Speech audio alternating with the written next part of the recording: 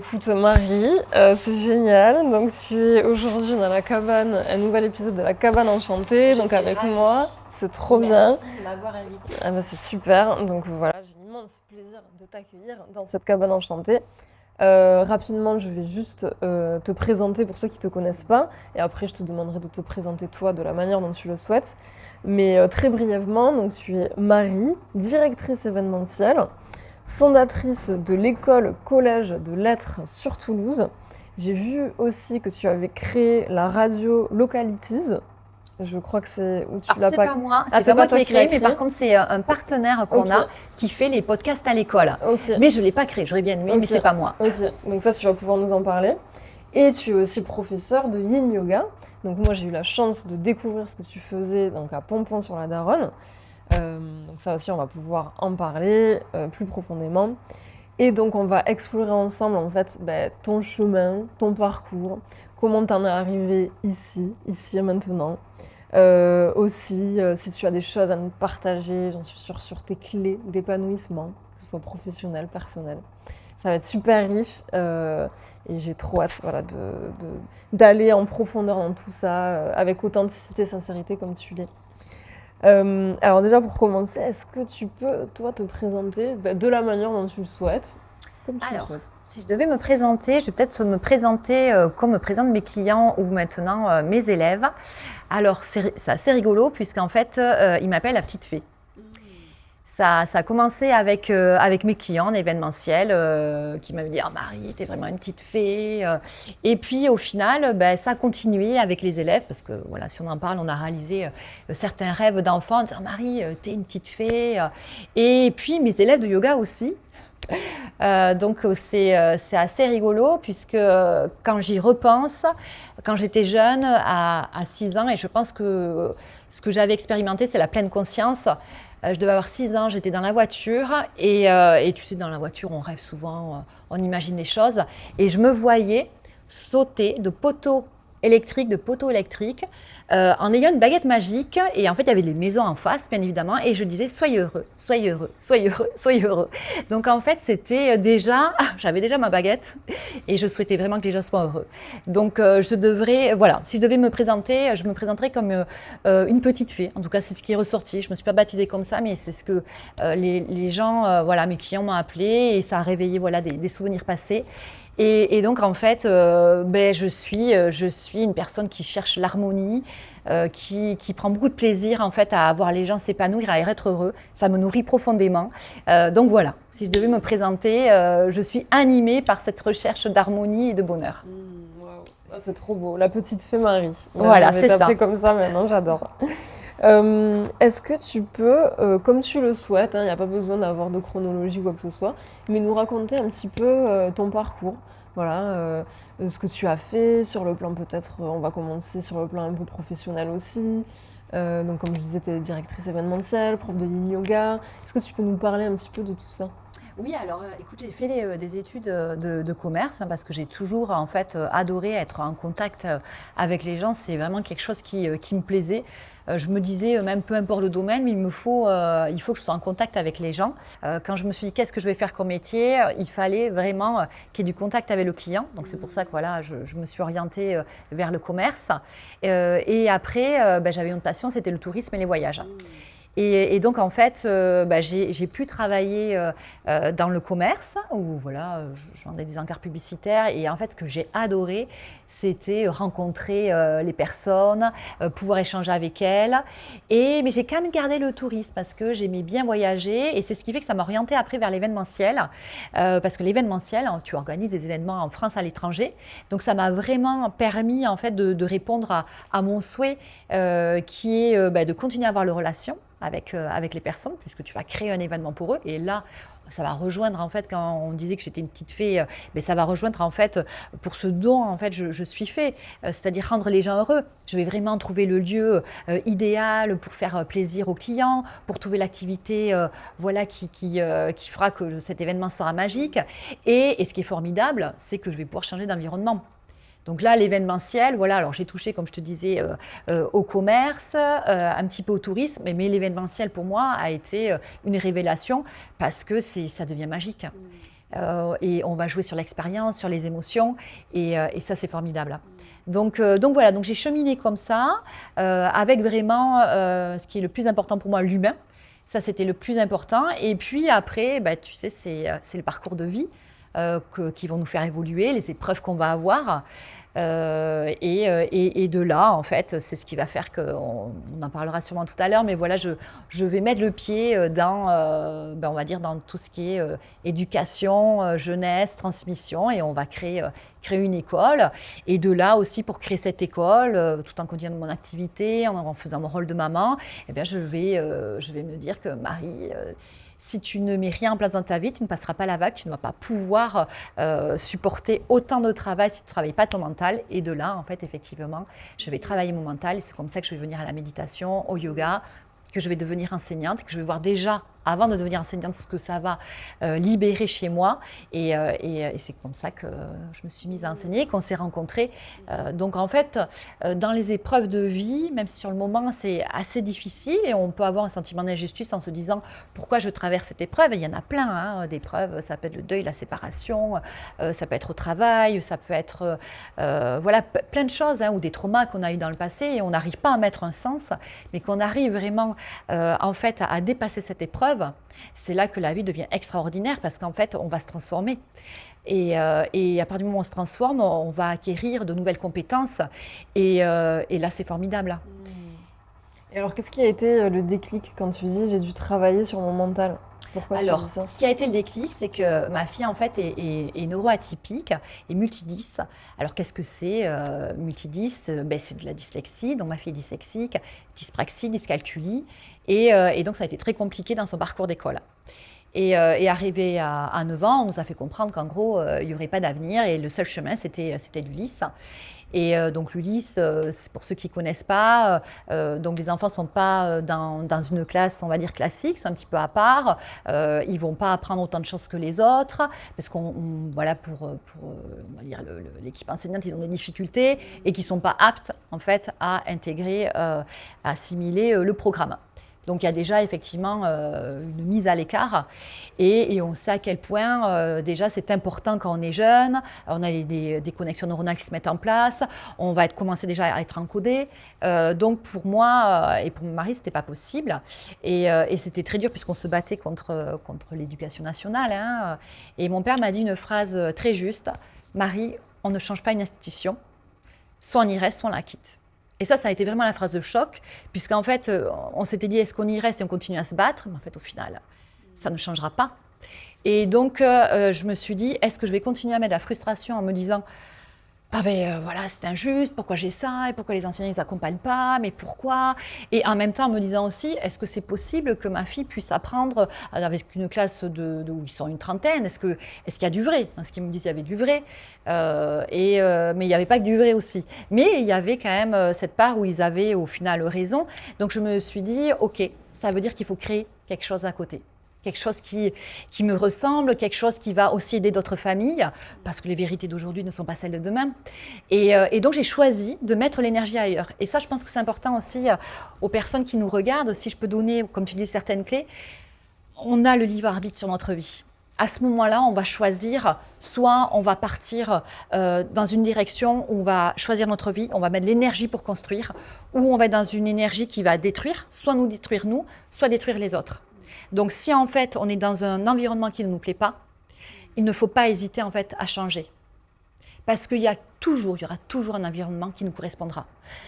Donc ça c'est important, parce que si on va être dans l'injustice, dans la frustration, pourquoi ils sont comme ça, pourquoi ils ne sont pas à l'écoute de nous, pourquoi ils ne veulent pas, mais en fait on ne crée rien qu'un sentiment d'injustice et de colère. Et là c'est terrible. Donc cette énergie-là que vous avez, bon, moi là, c'était l'école, mais si c'est sur autre chose, sur un travail, sur des relations, mettez-la ailleurs. Allez créer ce que vous avez envie, allez créer votre réalité.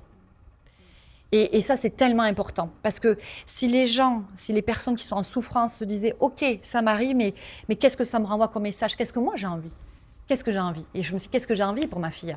Ben oui, je veux une école où elle s'épanouisse, je veux une école où elle ne vienne pas qu'à l'école que pour apprendre, je veux une école où elle expérimente, je veux une école où elle sent des sensations. Et donc de là, effectivement, quand il m'a dit cette phrase choc, Je me suis dit, ok, eh bien, on va retirer Clotilde de l'école et je vais faire l'école à la maison. Et tu vois, à ce moment-là, je suis chef d'entreprise. J'ai mes clients quand même qui sont derrière moi. J'ai une agence événementielle. Je m'occupe d'un club d'entreprise, le Carré d'Or. Et je me dis, ok, tu vas récupérer ta fille à la maison, tu vas lui faire les cours toute la journée et tu dois monter une école à côté. Donc clairement, on va être honnête que si je change rien à ma vie, je passe pas la vague. Je finis en burn-out. Donc là, je me dis, ok, qu'est-ce qu'il va falloir travailler chez moi? Il va falloir travailler chez moi le mental. Ok, qu'est-ce que apporte la méditation? J'avais eu la chance de travailler en événementiel avec Atou Patiat, qui est un grand cardiologue, et qui m'avait dit, moi, je médite 10 minutes par jour. Moi, à l'époque, la méditation, je suis ah ouais, quand même, c'est bizarre pour un homme, il médite. Tu vois, moi, je n'étais pas du tout dans cet esprit-là. Et là, je me suis dit, ok, il y a peut-être quelque chose à creuser. Donc, je vais creuser, je vais commencer à méditer voilà, le matin. Et puis, au fur et à mesure, je vais intégrer aussi du yoga. Et puis, c'est un yoga. Le yoga, voilà, va me faire que je me connecte à mon corps. Et je vais l'utiliser aussi en événementiel. Et notamment le yin yoga, que je vais découvrir avec une enseignante.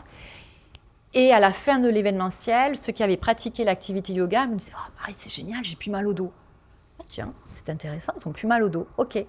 Donc la prochaine fois, je dis à mon prestataire « Ok, on va refaire du yoga, mais on fait du yin yoga, pas d'autre yoga, celui-là. » Et là encore, on me dit « Marie, j'ai plus mal au dos. » Et moi, en fait, qui me lance dans cette aventure et qui va commencer à méditer, à intégrer le yoga, je vais me dire « Dis donc, mon nerf sciatique, il me faisait mal. Depuis des années, ben, j'ai plus mal. » Alors que bon, voilà, je suis une ancienne danseuse, j'avais repris la danse, je m'étais fait une déchirure, j'avais l'impression que, voilà, de toute façon, il fallait dans la force, il fallait agir. Et en fait, au final, je me rends compte que plus je vais dans le yin, plus je vais dans le lâcher, plus on va tenir les postures, plus il y a plein de choses qui vont partir. Donc au départ, je le fais pour m'accompagner, pour lancer un projet, pour travailler juste mon mindset. Mais je vais me rendre compte que mon côté hypocondriaque, parce que j'étais hypocondriaque, donc voilà, hein, effectivement, tous à nos niveaux, on va avoir des difficultés, on va avoir des peurs, des angoisses, on ne sait pas d'où ça vient forcément. Et là, je me dis, waouh, je ne suis plus. Je pars en vacances et j'amène pas ma trousse à pharmacie, j'en oublie même ma trousse à pharmacie, mais qu'est-ce qui se passe? Et donc ça va venir changer mon mental et ma perception des choses. Et en fait, au final, je vais réussir à tout tenir. Donc mon mari est bien sûr dans l'aventure. Et ce qui est formidable, c'est qu'en fait, on se rend compte que quand on va créer, plus on crée, c'est-à-dire que mon club d'entreprise, le Carré d'Or, va financer quasiment l'école à 100%. Que le beau-frère du président va nous permettre d'avoir la maison. C'est lui qui va nous laisser la maison. Enfin, voilà, il y a plein de choses qui vont se mettre en place. Donc, c'est vraiment la force du collectif. Le projet pédagogique, on va le faire. On va le faire avec les États-Unis parce que j'ai mon amie Anne-Cécile, très proche, qui est magistrate. Et 1 mois et demi avant que Clotilde arrête l'école, m'avait dit, tu sais Marie, si j'avais fait la totalité de ma scolarité en France, aujourd'hui, je ne serais pas magistrate. Et en fait, c'est comme dans un film ce qui nous arrive. Si, vous savez, dans un film, on a par moments ces moments où on se dit « Ah mais oui, en fait, ils avaient dit ça, mais c'était pas anodin. » Et 1 mois et demi, elle me dit ça, et elle me dit aussi « Tu vois, si je pouvais, j'arrêterais tout et je monterais une école aux États-Unis. » 1 mois et demi après, se présente à moi ce projet. Là, je l'appelle, je lui dis, est-ce que tu es OK pour nous accompagner? Est-ce que tu peux nous mettre en relation avec une école américaine, un enseignement américain? OK, c'est OK. De là, je me dis, OK, on a les États-Unis, mais pas que. Comment fonctionne le monde? On a eu la chance, en fait, d'avoir Julia Speranza, qui a formé nos enseignants, qui est présidente de la neurodiversité, qui a sorti un livre formidable, L'échec scolaire n'existe pas, et qui a parcouru le monde entier sur les réformes scolaires. Voilà, donc nous, on est les derniers, on n'a pas de réforme. C'est vrai qu'on a un pays où les syndicats sont très forts, et notamment l'éducation nationale. Et donc, ça me dit, oui, il faut aller creuser à l'étranger. Et dans mon autre vie, où j'étais responsable de communication du Centre Toulousain de Bénévolat, qui est une association qui est un peu le pôle emploi pour trouver des bénévoles aux associations, on avait fait un projet avec une Estonienne, c'était un clip vidéo qu'elle avait fait pour mettre en avant les associations, et on était resté en contact avec elle. Donc, j'avais rappelé l'ancien président de l'association en lui disant « Tu as toujours les coordonnées ?» Et donc, en fait, on a fait une visio avec les États-Unis et l'Estonie. Et ce qui est formidable, c'est qu'ils ne sont pas sur le même continent, mais ils avaient la même vision. C'est-à-dire que l'enfant doit expérimenter. Et l'enfant, pour prendre confiance en lui, doit toucher, en fait, plein de domaines différents. Donc, ça va passer par le chant, ça va passer par la danse, ça va passer par le sport, par le théâtre, par la musique. Et ils sont sur 2 continents différents et les 2 disaient, quand l'enfant trouve un domaine où il se sent bien, ça va tirer tous les résultats vers le haut. Donc on se dit, ok, C'est ça qu'on veut. Donc en fait, on a monté l'école, on a fait une école avec les enseignements donc généraux, on suit vraiment le socle de l'éducation nationale. Mais aujourd'hui, les enfants, l'après-midi, peuvent faire en fait de la danse, du théâtre, du codage, du court-métrage, des podcasts. Ils expérimentent, ils ont des présentations métiers tous les mois aussi, parce que ce qui est important, c'est de savoir pourquoi on travaille. On travaille pourquoi? Pour faire un métier, mais souvent on connaît que le métier des parents. Donc c'est rencontrer plein de personnes avec des métiers différents. C'est de faire aussi des visios. Pourquoi j'apprends une langue? Pourquoi j'apprends l'anglais? Pourquoi j'apprends l'espagnol? Donc c'est faire des visios avec des pays. Donc on a fait une visio avec l'Arizona, avec Tina qui est hôtesse de l'air chez American Airlines. Et donc les enfants ont pu lui poser la question, est-ce que voilà, on a les mêmes congés? Ben non, les Américains ils ont moins de congés que nous. Comment ça fonctionne? Et donc c'est ça, c'est être au plus proche du monde. Voilà, comprendre pourquoi on apprend tout ça, donc donner du sens. Et le parcours a été extraordinaire. J'ai découvert ce qui était une synchronicité, parce que vraiment le projet a été porté par des synchronicités, des réalisations de rêves. Donc tout ça pour dire aux personnes que vraiment, et je pense que Viktor Frankl disait, donner un sens, et je sais que toi tu le connais aussi, donner un sens à vos épreuves. À partir du moment, sur le moment ça vous semble injuste, ça vous semble terrible, vous allez, et c'est ok, et c'est normal, vous, pendant peut-être 10 jours, un mois, vous allez vous dire mais pourquoi ça m'arrive? Mais sortez de cet état et trouvez pourquoi, quel est le sens, et qu'est-ce que vous ferez vous différemment. Et alors là, la vie devient formidable, parce que à partir de là, ma vie a complètement changé. J'ai vraiment moi aussi trouvé le sens. Après, j'avais un côté rebelle quand même. Donc pour moi, ça a peut-être été plus facile que certaines personnes, parce que j'adore la différence. Je trouve que la différence, c'est ce qui fait qu'en fait, on va réussir à créer des choses formidables. Vous allez sortir du lot au final. Beaucoup de gens cherchent à ressembler, je dirais, à cette meute et à ce que la société attend de nous et à être dans le ventre mou. Mais votre différence, c'est ce qui fera votre richesse. Et c'est ce qui fera qu'en fait, vous allez être un leader de demain, même si vous ne voulez pas être leader, mais au moins une personne inspirante, et que les gens vont se dire « Ok, il a osé le faire, alors moi, je peux le faire dans mon domaine. » Et en fait, vous apportez la libération. Donc voilà. C'est voilà le parcours, le cheminement. Et puis après, bien sûr, on s'est rencontrés grâce au yoga. Et de là, le yoga, synchronicité encore. Si je n'avais pas l'événementiel, je ne rencontrais pas le conjoint d'Alizé qui me propose de faire des cours de yoga dans un lieu qui est formidable, qui pour moi, on a l'impression qu'on a la pulsation de la terre quand on descend au plus profond de cette cave toulousaine.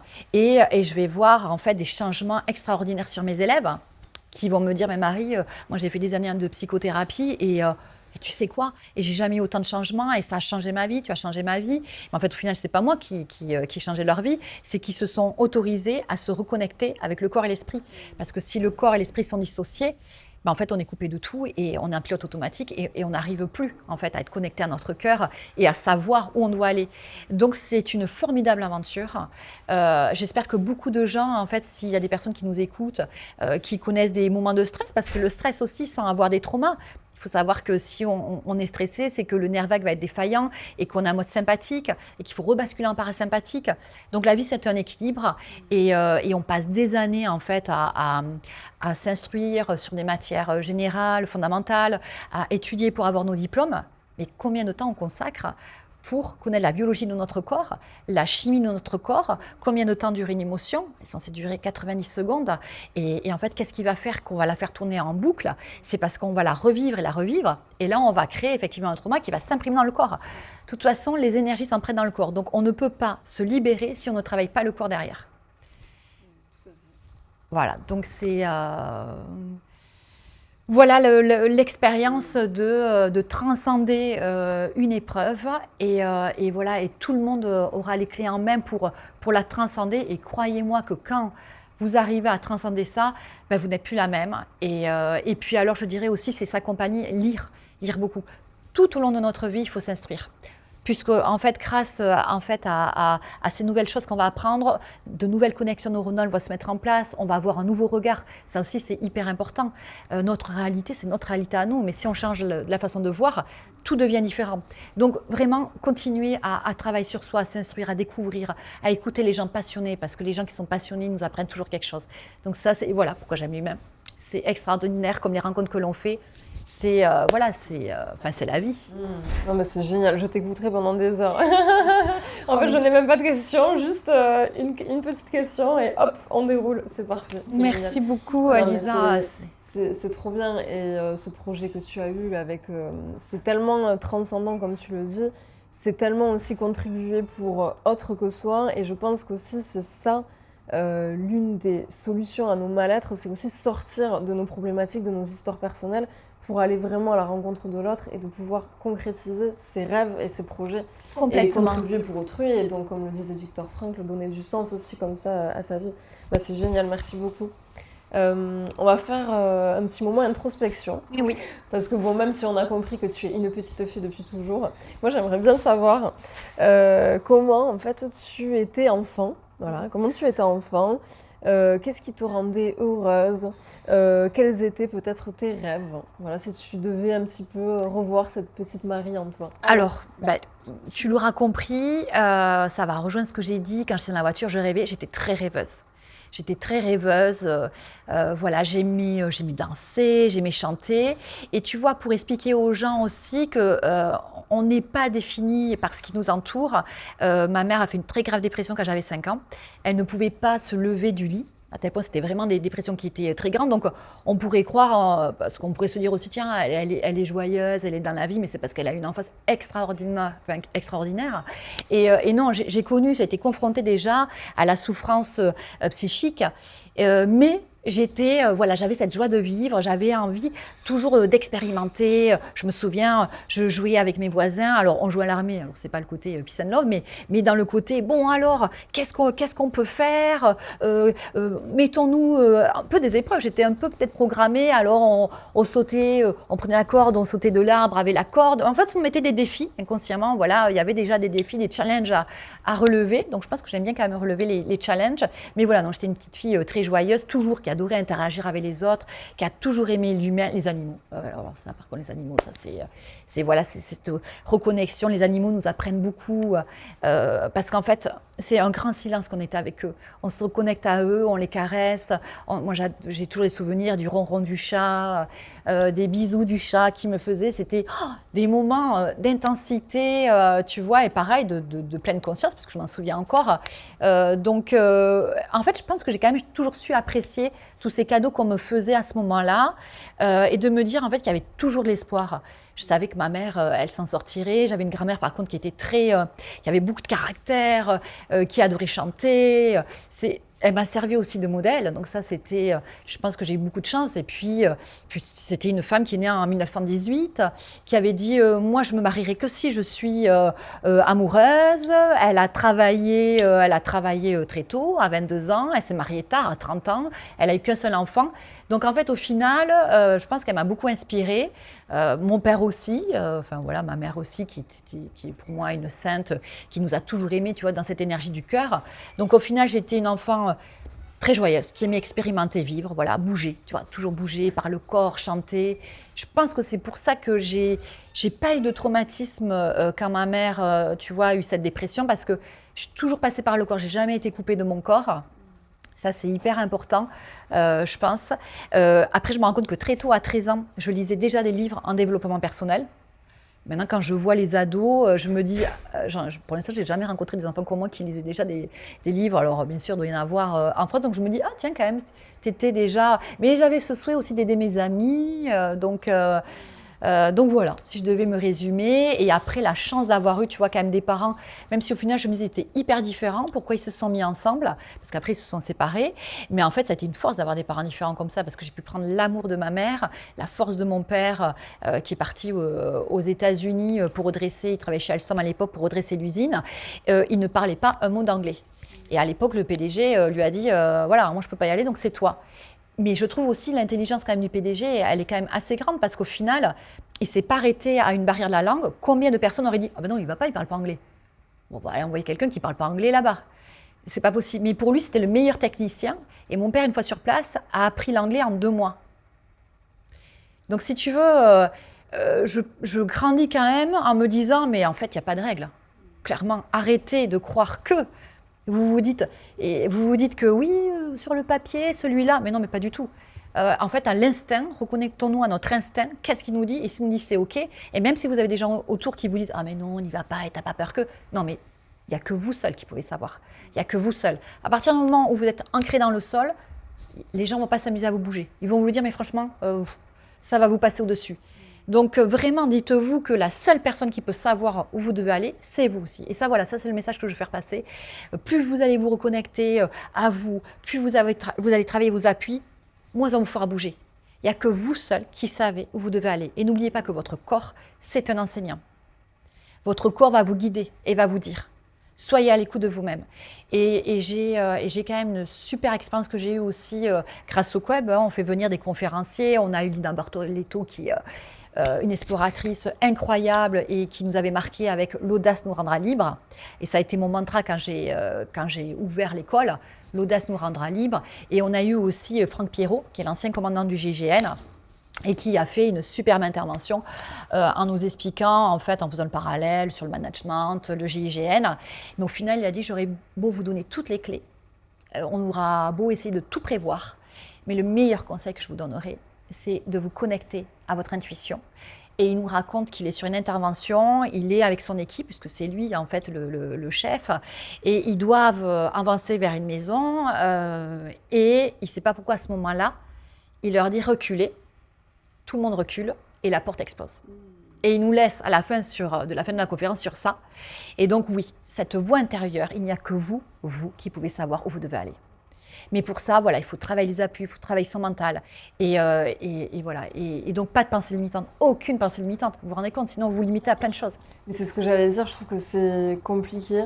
Je pense que les gens qui nous écouteront auront peut-être aussi ce type de pensée-là, comme moi j'ai maintenant, de se connecter à cette intuition. Parce que, en fait, je trouve qu'on a, dans l'univers du développement personnel et tout, on a beaucoup de conseils, de recommandations, de il faut faire ci, il faut faire ça. Et du coup, mais toi, si tu devais un petit peu nous dire ce que tu en penses sur qu'est-ce que c'est déjà l'intuition, comment on la reconnaît, comment on l'identifie et comment on se dit c'est vraiment cette voix-là, cette intuition et c'est pas la voix de mes peurs, c'est pas voilà, comment on s'y connecte et comment on la différencie des autres voix. Alors déjà, pour s'y connecter et pour l'entendre, quelqu'un qui ne fait pas de marche, quelqu'un qui n'a pas d'animaux, quelqu'un qui... alors je ne dis pas qu'il faut tout, c'est-à-dire qu'on peut faire la marche, on n'a pas d'animaux, qui ne médite pas, parce que la méditation c'est ok, il y a plein d'applications aussi, c'est dur, mais si on a des pensées, c'est pas grave. En fait, il faut un retour à soi. Déjà, on ne pourra pas l'entendre si on est tout le temps sollicité, qu'on est en mode pilote automatique, je rentre du travail, je fais à manger, je fais les devoirs.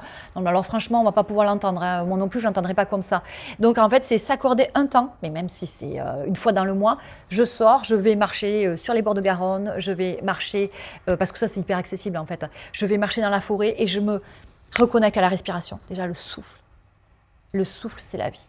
Si vous voulez vous reconnecter à cette voix intérieure, faites de la cohérence cardiaque aussi, si vous ne voulez pas marcher, faites le souffle. À partir du moment où vous allez vous reconnecter à ce souffle, vous allez sentir et vous vous mettrez debout que vous êtes beaucoup plus enraciné, que vous tenez beaucoup mieux. Et donc là, vous allez sentir comme une force à l'intérieur, c'est-à-dire une conviction. Si la conviction vous traverse, c'est celle-là. Stoppez. Parce qu'après, ah non, mais vous allez vous dire non, mais c'est pas possible. Ah, si, c'est celle-là. C'est celle-là, elle vient du cœur. Et plus vous allez commencer à soit faire de la cohérence cardiaque, mais une fois, mais même si une fois par semaine, c'est pas grave. Il y a des choses qui vont se passer, qui vont se mettre en place. Donc voilà, pour ceux qui nous regardent, qui disent ouais, mais ouais, on a l'intuition, mais qu'est-ce que c'est moi, voilà, comme tu dis, ben non, je sais pas. Après, j'ai une autre pensée qui me traverse. Ok, reconnectez-vous, le souffle. Le souffle, c'est la vie. Les Hawaïens l'appellent le mana. Voilà, tu l'as découvert, on en a parlé dans mes cours. C'est le souffle, c'est ce qui va nous traverser et qui nous ramène à notre corps. Et pour eux, en fait, on est tous interconnectés. C'est ce qui va nous reconnecter aussi à l'instinct animal. Hein. On a 3 cerveaux. On a le cerveau reptilien, le cerveau animal, le néocortex. Donc, en fait, on a 5 instincts qui est en nous. On peut pas le nier, mais on peut s'en couper. Donc, en fait, cohérence cardiaque, au choix, cohérence cardiaque. Marche dans la forêt, un temps avec son chien et son chat en silence et en pensant en fait à ce qu'on a envie, où on doit aller. Et chaque personne en fait est différente. ce qui est bien pour les uns n'est pas forcément bien pour les autres. Il faut accepter de se dire, ah ben tiens, toi tu as fait le yoga, c'est génial, mais alors moi ça ne me parle pas du tout. Ok, il faut essayer le tai chi. Ou peut-être qu'en fait, c'est quand vous allez faire de la broderie que vous mettez, le mental se pose sur off. Et en fait, il faut expérimenter. Comme j'ai dit pour les enfants, pour les élèves, c'est expérimenter plein d'activités.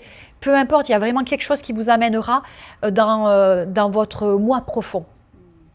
Alors, et c'est pour ça qu'il ne faut pas du tout se dire « Ah ben non, ça c'est pas pour moi, donc moi je laisse tomber ». Mais non, expérimenter, mais c'est génial, la vie, elle est là pour qu'on expérimente. C'est formidable, enfin, c'est un grand terrain de jeu.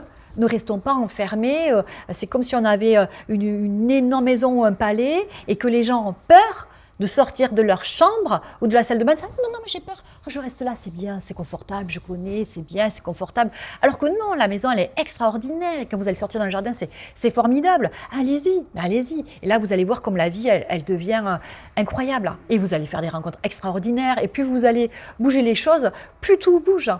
Et je dis à mes élèves, et c'est vrai, lâchez. Lâcher, c'est gagner. Si vous lâchez sans peur, ah non, mais les choses, elles arrivent comme si vous n'avez rien demandé. Si vous lâchez, mais que vous avez des peurs au fond, ça ne s'appelle pas lâcher. Donc, travaillez beaucoup sur vos peurs. Parce que quand il y a des gens qui me disent « Ouais, mais j'ose pas changer de travail, j'ai peur. » Ah bah oui, non, alors change pas. T'as peur, c'est normal, mais travaille sur tes peurs. Pourquoi t'as peur? Alors, au final, qu'est-ce qui va t'arriver? Dans le pire des cas, est-ce que tu es prêt à signer pour prendre un job alimentaire pour avoir un tremplin après? Ouais, ok. Eh bien, ok. Et tu vas voir qu'après, les choses, elles vont se passer correctement. Mais la peur, c'est terrible, ça tétanise. Et puis, les gens vont rester dans des choses en plus qui leur plaisent pas. Alors, tu risques quoi? Qu'est-ce que tu risques? Au final, lâcher. Et alors là, d'un coup, quand les gens prennent conscience de ça, qu'ils lâchent sans peur. Et là, c'est « Ah, mais c'est génial, j'ai ça qui s'est mis en place, mais c'est super, mais j'ai l'impression que l'abondance, elle arrive. » Et oui, mais bien sûr, parce que tu as lâché, il n'y a plus de peur. Et j'ai eu la chance aussi de rencontrer Jean-Pierre Gou, qui est un physicien extraordinaire. On a passé une soirée à discuter sur l'énergie, tout est énergie. Et c'est génial pour moi parce que j'avais toujours besoin de ce côté rationnel pour me rassurer. Et en fait, tout est énergie. Tout. Donc à partir du moment où vous allez lâcher des peurs, vous émettez une énergie. Une peur, c'est une énergie. Elle va être envoyée dans le cerveau et si elle tourne en boucle, elle va se mettre dans votre corps. Et en même temps, vous émanez et le cœur émane jusqu'à 3 mètres. Donc vous envoyez des fréquences. Et à partir du moment où vous prenez conscience de ça, tout va changer. Tout va changer, expérimentez. Même pour ceux qui sont sceptiques en disant « Ouais, mais non, mais commencez à essayer, testez et après voyez s'il y a des choses qui ne changent pas. » Bah, c'est trop bien, j'adore. Vraiment, merci Lisa. J'avais envie de te poser d'autres questions en lien, mais bon, en fait, on a fait le tour de tout ça avec tout ce que tu nous as dit. Du coup, je suis en train de réfléchir à la question qui serait vraiment pertinente. Il y en a une qui me vient. Alors je pense que tu vas me redire un petit peu, voilà, tout ça, c'est pratique, de pleine conscience et tout, mais quand même, arrives-tu toi, vraiment aujourd'hui, si tu arrives à te sonder, à observer tel que tu es aujourd'hui, est-ce que tu arrives à trouver l'équilibre? Moi, c'est ça qui me préoccupe beaucoup en ce moment, c'est de trouver l'équilibre, à prendre soin de toi et de ta santé, entre tout ce que tu fais, entre ta vie professionnelle, entre ta vie personnelle, tu as une fille, tu as un mari. Comment tu fais au quotidien pour vraiment rester dans cet équilibre et prendre soin de toi? Alors, comme tout le monde, à un moment donné, on se fait quand même happer, même si le yoga, je le fais tous les jours. Mais on sait que la vie, elle est impermanente. Alors, sur une année, ma routine de yoga va me suffire.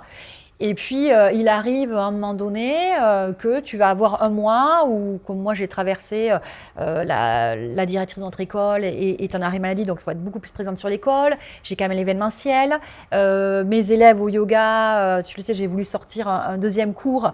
Et en fait, tout ça est arrivé quand en fait, effectivement, il fallait que je sois plus présente sur l'école et les événements. Et là, j'ai pris un raz-de-marée où là, effectivement, le yoga ne suffisait pas. Et en même temps, ce qui est très important, n'oubliez jamais, c'est ce que je vous ai dit, c'est comme dans un film.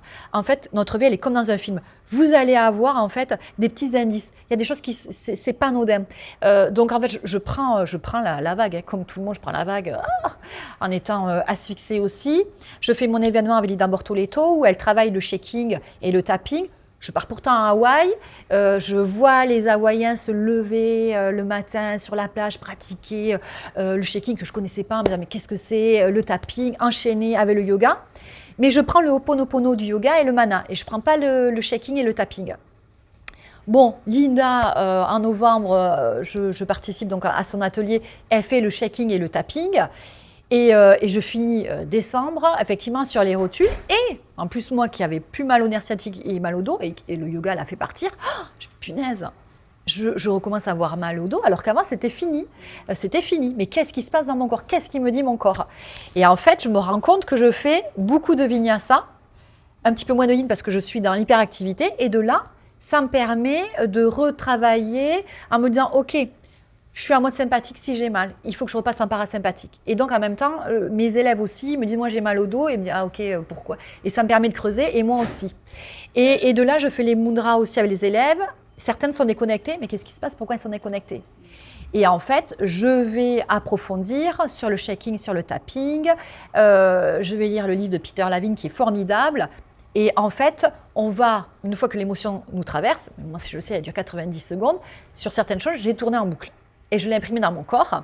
Et je l'ai tellement imprimé, il y a tellement d'activités, que le yin yoga ne va pas suffire. Et donc, en fait, je vais pouvoir le sortir avec le tapping, avec le shaking. Mais en fait, si tu veux, au final, c'est la vie qui m'enseigne. C'est mon corps qui m'enseigne. Et pourtant, quand même, je pars à Hawaï, je les vois tout le matin, je me dis, oh, c'est fou ça, mais qu'est-ce qu'ils font là sur la place, ce shaking, ce tapping? Je pars avec Linda, on fait du shaking, le tapping, et je me dis pas, tiens, je vais l'introduire. Il a fallu que mes élèves soient déconnectés, que je ressente une douleur pour l'intégrer. Et là, effectivement, c'est formidable parce que qu'est-ce qui va enlever les traumatismes? Même si on sait que le yin, et toi aussi avec la musique, les bols tibétains, moi le tambour de l'océan, mais quand on a des traumas où vraiment on va être dans un stress énorme, il va falloir aller encore plus en profondeur pour reproduire l'instinct animal, parce qu'au final, on est des animaux au final, mais comme on déconnecte le corps de l'esprit, il va falloir aller plus en profondeur. Donc voilà comment aujourd'hui, j'ai réussi à me remettre en mode parasympathique en intégrant une routine de plus. Mais après, ça sera tout le temps comme ça, tout au long de notre vie. Il faudra juste qu'on soit à l'écoute. Mais par moments, c'est OK. À un moment donné, on va déconnecter. Mais notre corps va vite nous rappeler, en nous disant, hop, attention, il va falloir retravailler. Mais en même temps, c'est génial. Parce qu'il nous fait découvrir de nouvelles choses. Et puis après, voilà, les gens nous font aussi évoluer. Mes élèves me font évoluer en disant, mais pourquoi ils sont déconnectés?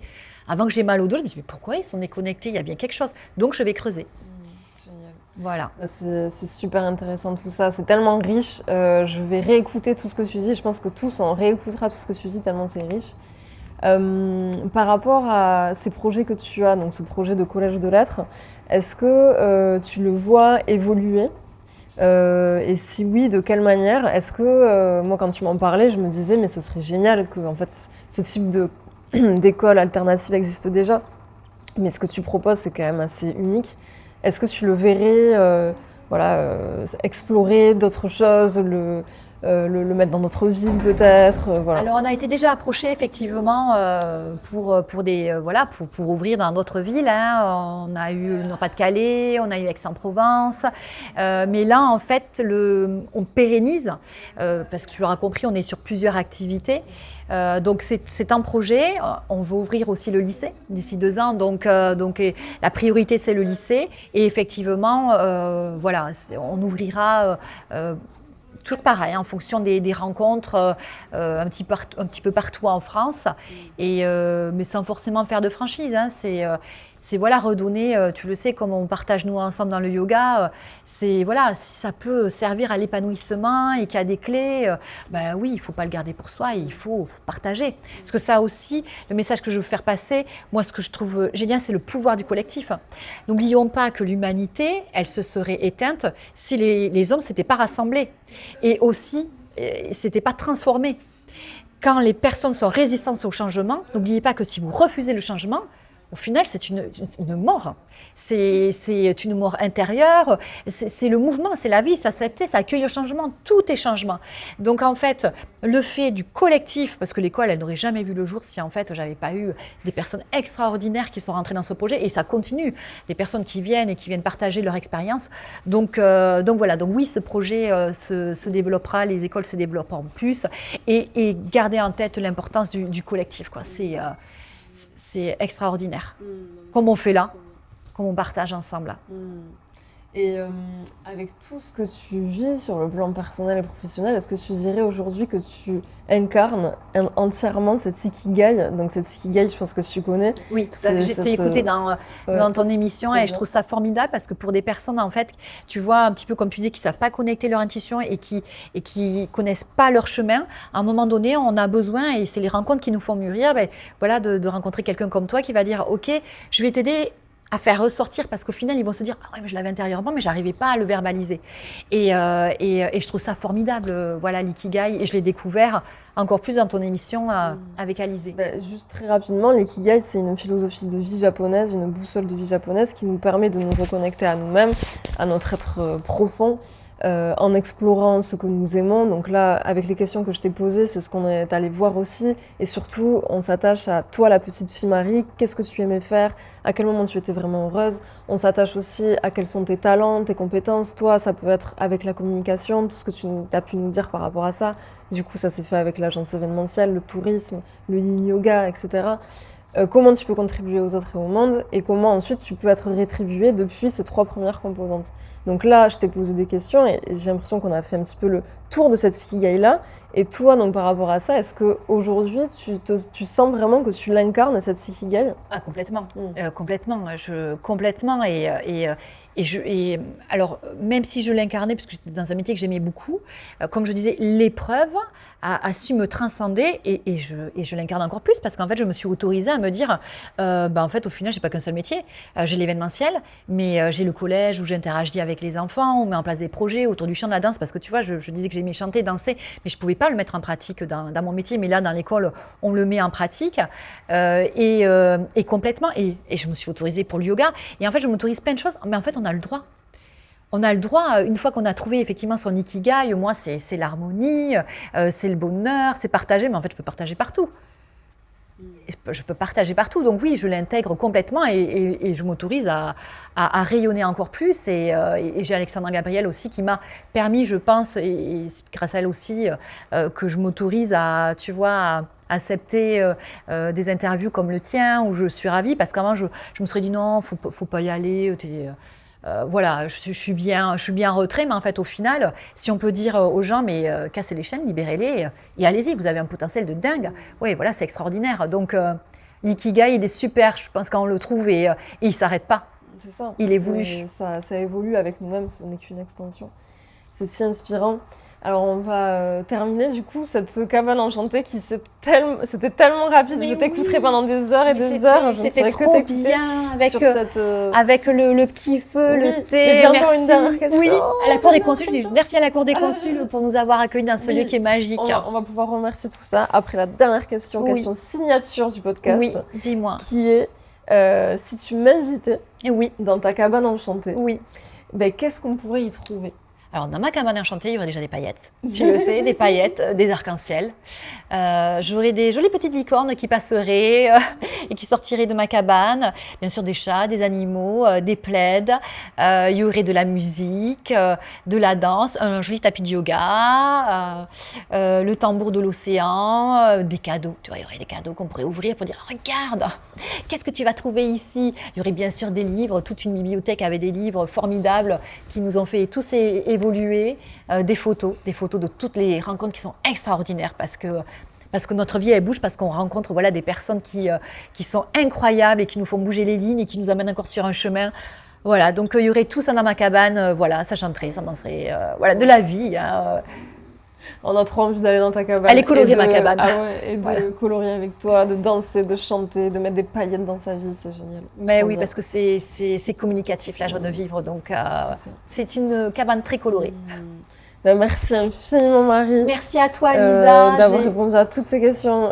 Encore une fois, je t'aurais écouté toute la journée. C'était trop génial, beaucoup. si inspirant. Merci. Et j'ai hâte que on se retrouve ensemble, qu'on collabore sur des ateliers pour mettre nos univers ensemble. Parce que comme je disais, la collaboration, c'est formidable et le partage, c'est incroyable. Donc, merci beaucoup, Lisa, pour ce moment incroyable. J'ai adoré aussi être là. Merci. Merci beaucoup.